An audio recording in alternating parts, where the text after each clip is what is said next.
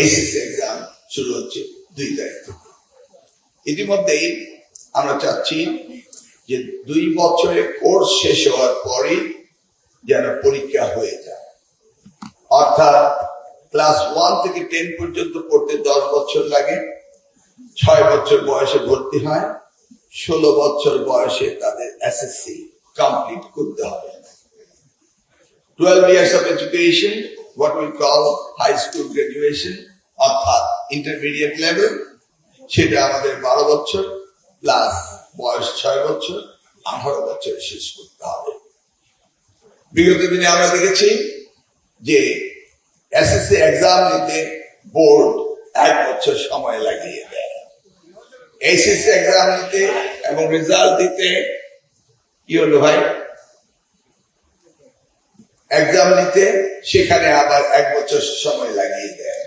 অর্থাৎ 12 grade of high school education, যেটা আমরা হায়ার সেকেন্ডারি 12 গ্রেড ইন্টারমিডিয়েট বলি, সেটা করতে একটি শিক্ষার্থীর 20 বছর সময় লাগে। অর্থাৎ 2 বছর তাদের জীবন থেকে চলে যায়। আপনি যদি ভিন্নতর ভাবে চিন্তা করেন তাহলে 20 লক্ষ শিক্ষার্থী আনুমানিক এইচএসসি এবং এসএসসি এ মিলিয়ে 40 লক্ষ, each one loses 1 year and nation lose 40 lakhs a year. We must realize that. এটা আমাদের ডেমোগ্রাফিক ডিভিডেন্ডকে পিছিয়ে দেয়। আমাদের শিক্ষা মন্ত্রণালয়ের দায়িত্ব রয়েছে এই সময়টাকে সিনক্রোনাইজ করা। আমরা সেটা করার চেষ্টা করছি। সেই কারণে 2027-এ এসএসসি পরীক্ষা আমরা নেব জানুয়ারি মাসে আমরা নেব। যদিও সেটাকে আমরা একটু পিছাতে পারতাম, কিন্তু রোজার কারণে আমরা অভিভাবকদের সাথে মিটিং করেছি, সকলে মিলে স্টেক হোল্ডার বলতে ছাত্র, শিক্ষক, অভিভাবক, তারা বলেছে আপনার রোজা আপনার ঈদের চেয়ে বিফোর ঈদ হয়ে যাওয়াই ভালো।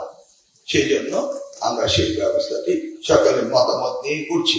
বাট কোর্স আমরা কভার করেছি, অর্থাৎ এই জুনে এসএসসি কোর্স কভার, তারপর প্রি-টেস্ট, টেস্ট এবং ইনহাউস কোচিং। প্রত্যেকটি স্কুলে শিক্ষার্থীদেরকে ইনহাউস কোচিং করতেই হবে। এই ব্যাপারে আমি শিক্ষকদের অনুরোধ করব, আপনি লোকাল গভর্নিং বডির সাথে আলাপ করে শিক্ষকদের কিছুটা রিমিউনারেশন দেবেন, দিয়ে আপনাদের এটা করতে হবে। আমরা দেখেছি রেজাল্টের ধারাবাহিকতা ড্রপ করেছে, অর্থাৎ 2021, 22, 23 রেজাল্ট ওয়াজ স্কাই হাই। এমনকি কোথাও 97% পাস করে ফেলেছে। All of a sudden it dropped below 60 চলে আসছে। That's how doesn't education work. এটা একটা স্টেডি গ্রাফ থাকতে হবে, এটা ক্রমান্বয়ে উপর দিকে যাবে, এটা হঠাৎ নিচে যেতে পারে না। তার মানে কি, সেখানে লেখাপড়ায় কোন দুর্বলতা ছিল, পরীক্ষায় কোন রকম অপব্যবস্থা ছিল। নকল এখন নেই, এটা আমরা বিশ্বাস করি, কিন্তু নকলের রূপ চেঞ্জ হয়েছে, করোনার মতো ভ্যারিয়েন্ট চেঞ্জ হয়েছে। সেই জন্য আমরা 1980 পাবলিক পরীক্ষার যে অ্যাক্ট রয়েছে সেটা পরিবর্তন করেছি, ক্যাবিনেটে পাস করেছে, এবার সংসদে সেটা পাস হবে। অর্থাৎ ধরুন কোন প্রতিষ্ঠানে নকল পাওয়া গেল, একজন এসএসসি পরীক্ষার্থী, তার বয়স 16 বছর, আমরা সেই নকল পাওয়াটাকে ওই জুবিনিয়াল, একজন আন্ডার এজকে আমরা পানিশমেন্ট দিতে পারি না, ইটস নট প্রপার। আমরা তাকে প্রভিশনে পাঠাতে পারি, কিন্তু নকলটা ওই প্রতিষ্ঠানে পাওয়া গেল, প্রতিষ্ঠান প্রধান ইজ রেসপন্সিবল, তাকে আইনের আওতায় আনা হবে। ডিজিটাল, এনি ডিজিটাল ক্রাইম, সেটাকে ইনক্লুড করা হয়েছে। কি কিছু বলতে যাচ্ছেন নাকি? কিছু বলতে চাইলে বলবেন, আই এম উইথ ইউ, আমি আপনাদের সাথে কাজ করতে চাই। আপনার হঠাৎ গুনগুন করে উঠলেন, it means you don't agri.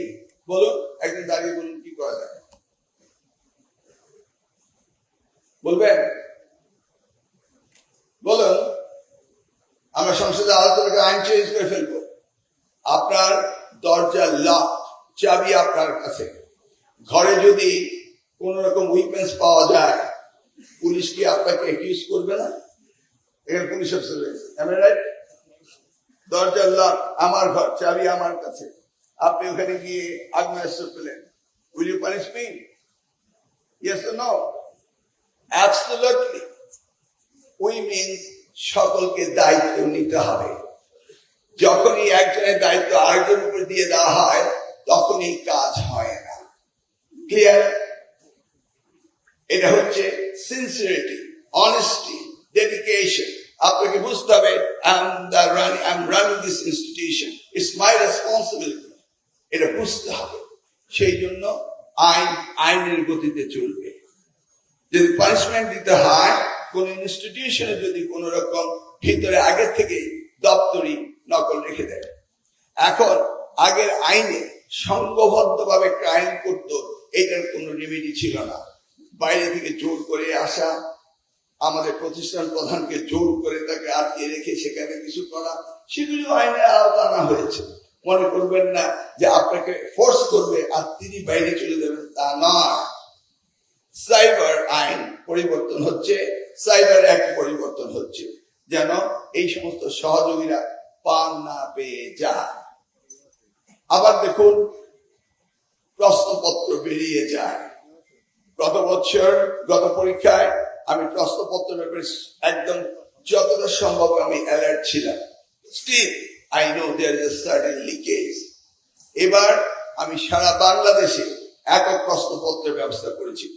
বেশ কয়েকদিন মধ্যরাত্র পর্যন্ত আমি বিডি প্রেসে গিয়ে নিজে সেগুলিকে ইনভেস্টিগেশন করেছি যে কোথায় লিকেজ রয়েছে।